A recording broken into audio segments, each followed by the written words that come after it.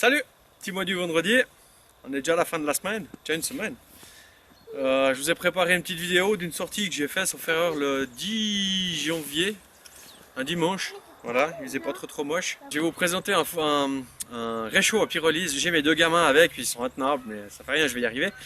Un réchaud à pyrolyse, donc dont le principe est la recirculation des gaz chauds pour décomposer la matière organique déjà par la chaleur, ce qui fait que vous avez plus de gaz produit par cette décomposition qui brûle que de la matière elle-même. Donc ces réchauds sont très bien parce qu'ils permettent d'avoir une très bonne autonomie avec très peu de matière. C'est vraiment la classe. C'est mon fils qui m'imite derrière, c'est super. Voilà. Autre petit mot juste avant ça, je viens de croiser mon voisin qui m'a fait un cadeau absolument magnifique. Donc vous allez en entendre parler. Il a retrouvé ça au fond de sa grange. Ça appartenait à son grand-père qui est né en 1870. Donc c'est une serpe. Celle-là, je sais pas, elle est peut-être de 1920, 1930, donc elle doit avoir à peu près une centaine d'années. Donc je vais m'en occuper, je vais la soigner et je vous la représenterai. Je pense qu'elle va sortir avec moi. Une fois que j'aurai un petit peu réparé le manche, je fais 2-3 bricoles. Encore une petite chose, j'ai passé le cap des 500 abonnés hier soir. Merci beaucoup tout le monde. Ça me fait vachement plaisir. J'ai ta main droite qui part comme ça. Quel élan. Ça me fait vachement plaisir, j'espère que je continuerai un petit peu à satisfaire vos 20-25 minutes de visionnage avec moi pour ces prochaines sorties. Je ne sais pas encore où je vais pour les prochaines, je vais improviser, on verra. La cadence, comment ça va aller. Voilà, sur ce, je vous souhaite une excellente vidéo et un excellent week-end. Ciao. M'avez raté les gars, m'avez raté. Allez, encore.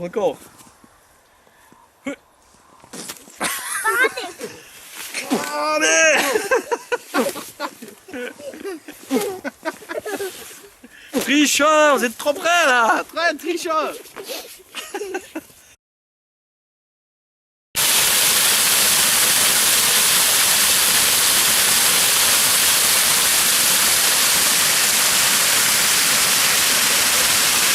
Hop, c'est trop tranquille. Ah, je vous ai bien eu. Non, je rigole. Salut à tous. Me voilà de retour pour une nouvelle petite expédition. Aujourd'hui, je vais suivre ce petit ruisseau là, dans un petit village à côté de chez moi, qui va descendre au fond des gorges de l'Orbe. L'Orbe étant la rivière qui traverse un peu ma région et qui je regarde où je marche, hein, c'est pour ça que je ne regarde pas. Il y a du chenil là. Voilà, j'espère que vous me voyez mieux. L'Orbe est une petite rivière qui prend ses sources très certainement en France, on n'en est pas sûr parce que c'est un peu un mystère, il n'y a personne qui a osé affirmer d'où à où elle partait, mais elle semblerait-il qu'elle parte plus ou moins, au moins depuis le lac des Rousses dans le Doubs. Après il y a passablement de passages souterrains, elle ressort aux grottes de Valorbe qui sont absolument magnifiques à visiter. Voilà, donc moi je vais descendre gentiment, enfin je me suis un petit peu éloigné là parce que je suis le chemin. Je vais descendre gentiment dans les gorges.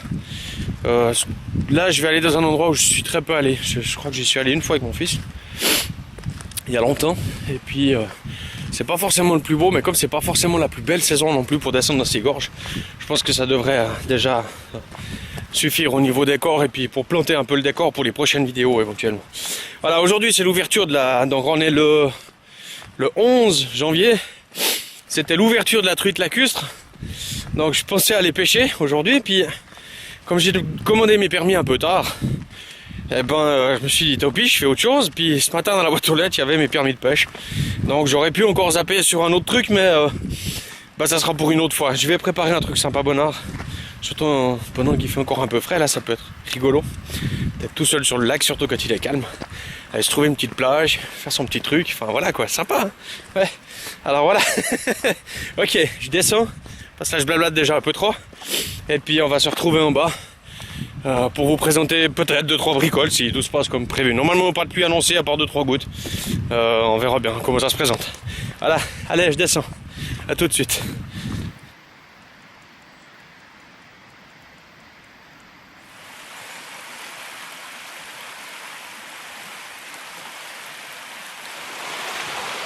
Voilà, toute petite astuce comme ça entre nous, hein. C'est une règle à moi, elle n'a rien d'officiel, mais personnellement quand je vois des fruits comme ça, qui au mois de janvier sont toujours sur l'arbre, n'ont pas bougé, n'ont pas été grignotés par les oiseaux, c'est que ça se mange pas. C'est très joli, mais ça se mange pas. J'y touche pas en tout cas. Voilà.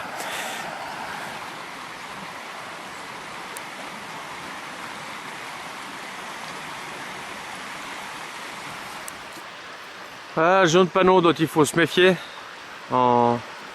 Les plus vieux d'entre nous connaissent peut-être déjà, ou se rappellent encore des accidents qu'il y a eu. Chez nous, j'ai pas le souvenir de ça. Mais faites attention. Ici, je suis en amont d'un barrage. En fait, donc je suis entre Valorbe et Orbe, pour ceux qui connaissent le coin. Donc je suis en amont d'un barrage.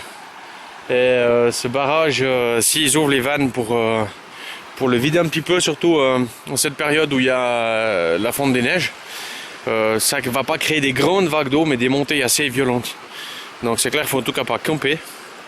Surtout que le sol ici, la montée, c'est pas vraiment un canal, donc il suffit de pas grand chose pour que le niveau monte vite de 1 à, ouais, en tout cas 50 cm à 1 mètre. Donc faire très attention quand vous voyez ce genre de panneaux, respectez-les. Essayez de ne pas rester dans le creux du lit. Surplombez un petit peu, mettez-vous un peu en dessus et puis tout se passera bien. Mais ça serait dommage de se faire réveiller en pleine nuit par une grosse vague, la flotte. Et puis l'eau est quand même assez violent, hein. Si vous vous faites emporter, c'est méchant. Voilà, je vais voir jusqu'où je peux aller. Parce que je vois que déjà là, je commence à être un petit peu bloqué. Je n'ai pas pris les bottes pour traverser la rivière. Alors c'est pas grave, je vais aller voir un petit bout plus loin, sinon ici ça ira très bien. C'est un peu humide, mais il y a déjà pour Julien, il y a déjà un petit peu même au milieu de l'herbe. Il y en a qui ont déjà fait un foyer qui est déjà isolé. Voilà. Aujourd'hui, j'ai pas prévu de faire un grand feu parce qu'il est déjà passé 11 h. J'ai un peu de retard à l'allumage. Je suis resté avec les enfants un moment. Mais ils sont pas là cet après-midi, ils ont un anniversaire. Alors, on va profiter de sortir un moment. Donc, je vais aller trouver un coin pour me faire à manger. Voilà. Ouh, c'est marécageux là, sympa. Yahoo!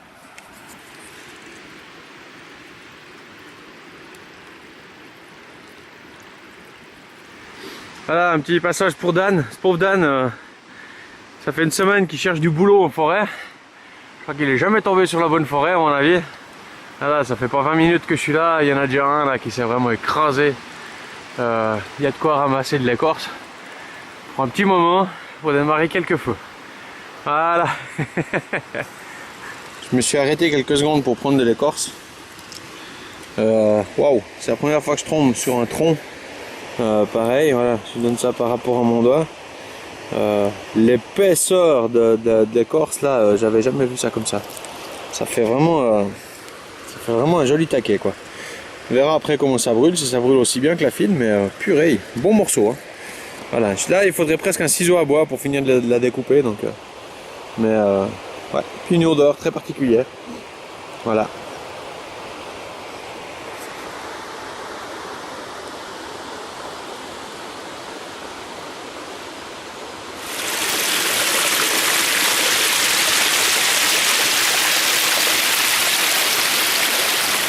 Là, encore quelqu'un qui a dû être fâché.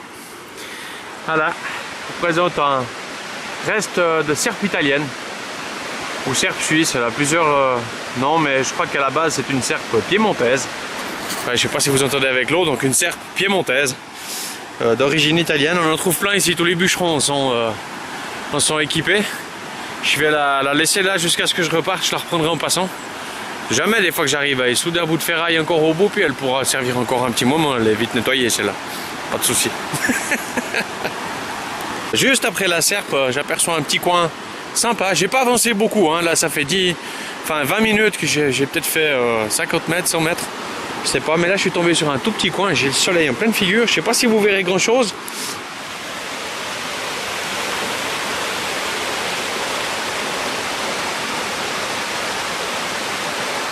Puis je commence à avoir un petit peu soif, alors je vais aller préparer tout ça. Je suis pas sûr que ça se voit bien, mais là, ça doit être un sentier de chèvres qui mène à l'abri là-bas. Parce qu'il y a beaucoup de chèvres sauvages dans les gorges de l'Orbe. Et puis comme moi je suis loin d'avoir la souplesse d'une chèvre, ben, je vais y aller par en bas, là, je vais me débrouiller sans me casser la figure.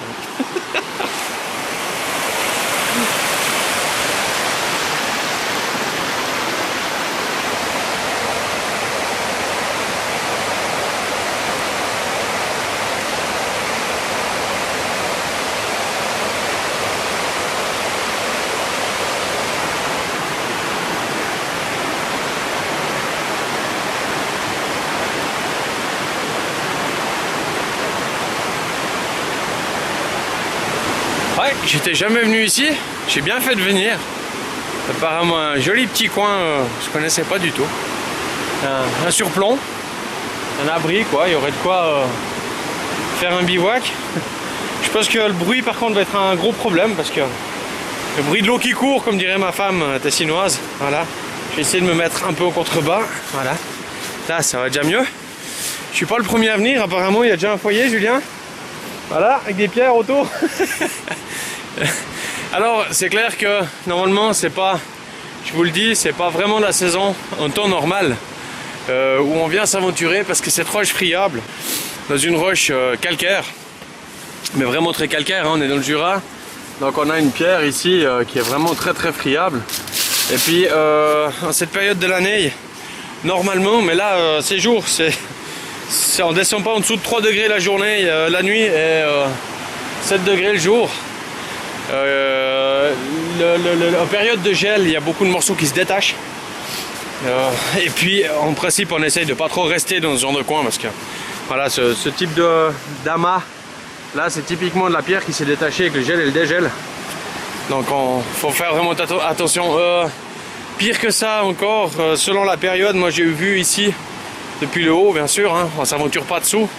J'ai vu des stalactites de glace qui faisaient plus d'1 mètre, 1,50 m, je pense que ça peut faire entre 5 et 15, 20 kg selon la taille de la glace.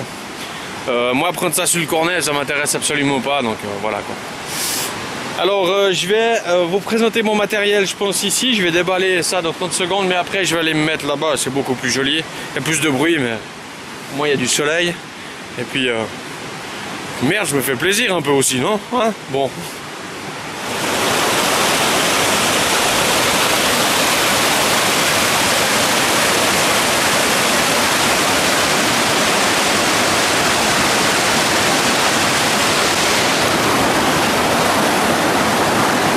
Je vais rien vous présenter du tout, hein. Je vais profiter de ça, moi.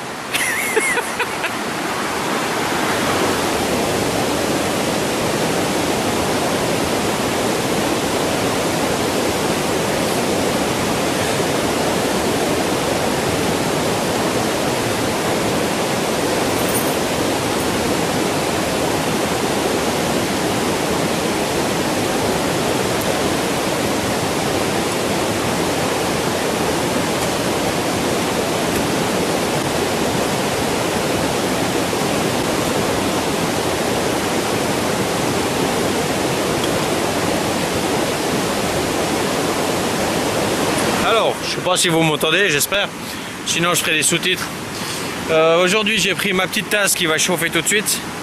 J'ai pris un gas stove, wood stove, je sais pas comment vous appelez ça. C'est un petit réchaud à bois.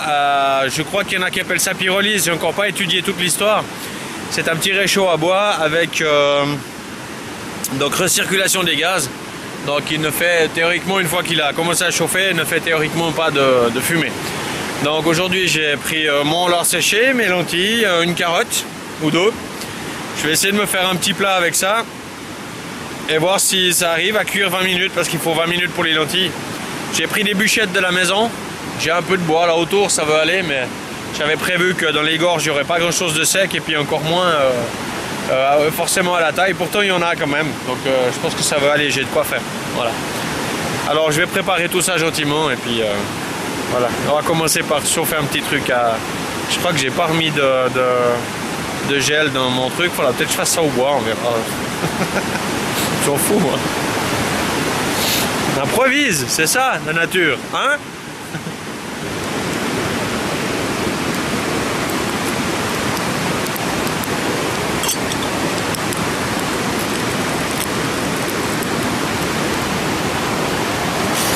Voilà, j'ai acheté cette petite chose 30 $ sur Deal Extreme.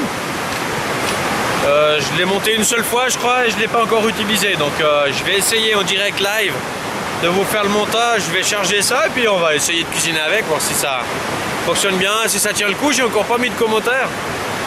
Pourquoi je l'ai pris? Parce que c'est le seul que j'ai trouvé qui était pliable et puis qui prenait moins de place.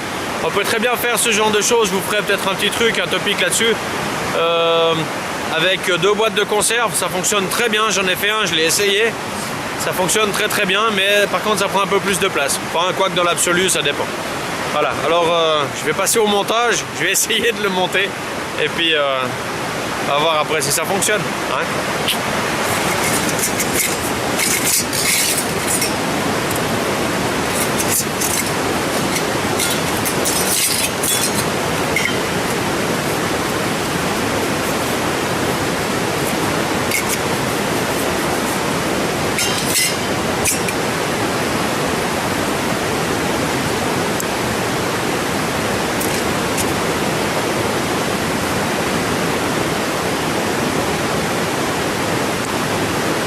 Voilà, vous avez vu, c'est la deuxième fois que je le fais. Si on regarde un peu les pièces, ça va relativement vite. Hein. On a une jolie contenance pour le combustible quand même. La partie ici est à double paroi pour la recirculation des gaz. La partie en bas, ouais, peut-être qu'elle va dans l'autre sens même. C'est possible. Hop. Voilà, ouais, c'est encore mieux comme ça. Laisse bien passer l'air à l'intérieur, donc tout va bien. Reste plus qu'à charger et puis hop, se faire à manger. Hein.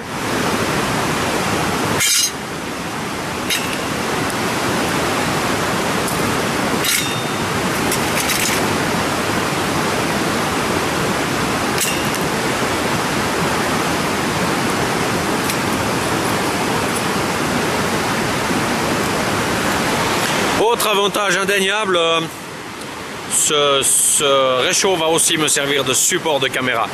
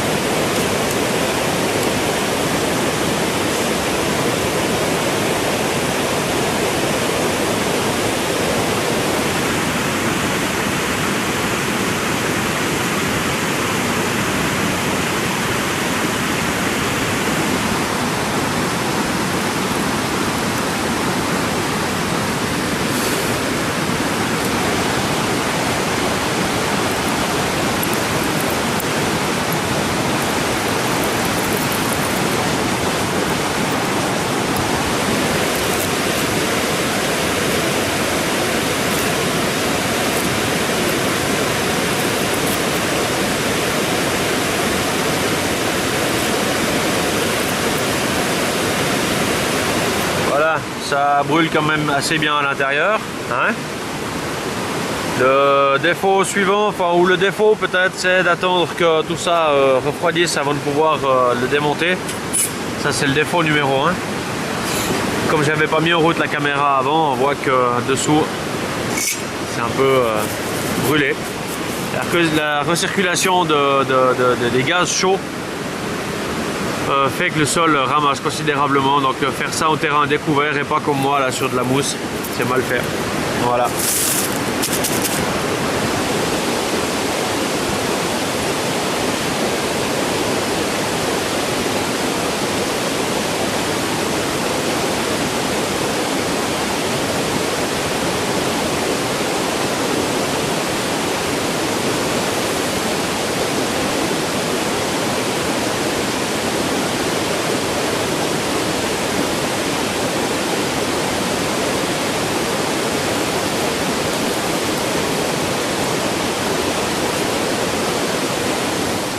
J'espère que cette petite présentation vous aura plu. Moi je suis gentiment de retour. J'ai fini ma petite balade.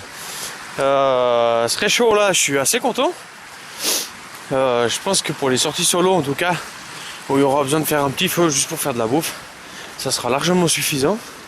C'est vachement intéressant comme système. J'étais déjà convaincu depuis le début avec la version boîte de conserve que j'avais faite. Celle-là va bien pour ma petite casserole là qui doit faire 1,5 litre. 1 litre et demi. Je pense que si je dois sortir avec les enfants, ça me permettra de faire à manger pour les 3, je pense, suffisamment. Ça sera pas assez si je sors avec madame, mais j'ai d'autres casseroles au cas où, ce sera peut-être un peu juste pour ça, mais voilà, ça a l'air de bien fonctionner. Ok, je remonte gentiment. J'espère que le coin vous aura plu. Il y en aura d'autres dans d'autres endroits de ces gorges parce qu'elles sont comment vous expliquer ça, avant on pouvait les traverser en tout cas quand j'étais jeune, toute la région on arrivait à remonter les gorges depuis Orbe jusqu'à Valorbe sans encombre. Aujourd'hui avec l'Otard en 2000 et quelques et puis les intempéries de 2007, 8, 9 je sais plus, il y a eu 2 vagues d'intempéries qui ont passablement détruit le chemin. Donc aujourd'hui on peut faire des fragments, le reste on doit sortir des gorges pour les passer, malheureusement. Mais bon, c'est pas grave, il y a quand même très très beaux endroits. En plus là, quand on arrivera vers le printemps, là on est encore en plein hiver, on a un peu de la peine à y croire parce qu'il fait une température, bon, pas agréable, ça reste frais là aujourd'hui, mais pas assez froid pour la saison. C'est un peu bizarre d'ailleurs. Donc on voyagera un petit peu par là à travers. J'essaierai de changer justement d'endroit assez fréquemment pour que vous vous ennuyez pas. Hein? Ok, je vous fais pas de signe de la main parce qu'elles sont pleines. Puis, je vous dis ciao. Et puis, enfin, je dis ciao à tout le monde et puis à tout bientôt. Allez, bye.